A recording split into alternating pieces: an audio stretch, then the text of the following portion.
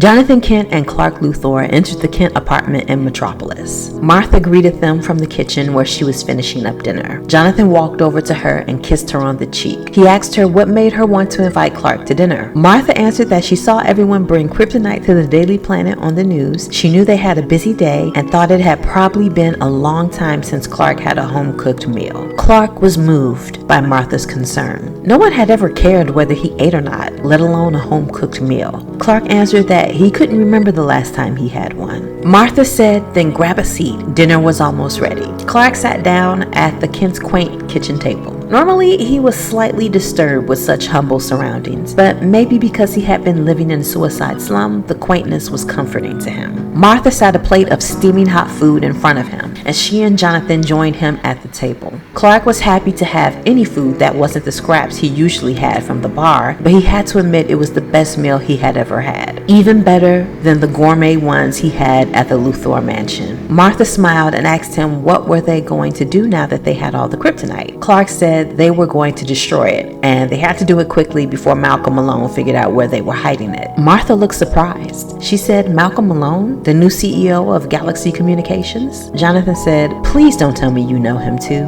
Martha said, "No, not him. It's just that Morgan Edge wasn't the only person from Galaxy Communications that disappeared." Clark said, "You think Malone had something to do with it?" Martha said, "It was a huge coincidence that Malone suddenly took over Galaxy Communications and people disappeared the night before his first day." Clark said, "We'll have to look closer into Malone, but after we take care of the kryptonite." Martha said, now that Lois had cleared the way for him, will he be leaving Suicide Slum? Clark said he hadn't thought of it actually. He hadn't even been sure Lois's articles were going to work. Martha said, "Well, if you do decide to leave, I'm sure we could help you get a place in this building." Clark smiled and said thanks. Jonathan said, "Yeah, your commute to work would be a breeze no matter where you moved." Martha asked Clark where exactly did he and the Kents live on his world. Clark thought for a moment, then remembered the Kents had never left the farm in Smallville. Clark said he grew up in Smallville, which wasn't exactly a lie. The Luthor mansion was also located in Smallville. Martha and Jonathan looked at each other with a bittersweet smile. Jonathan said, "It must have been great for you to grow up on the farm." Clark realized that they lost their home because of him and they were feeding him. He was beginning to feel something he had never felt before: remorse.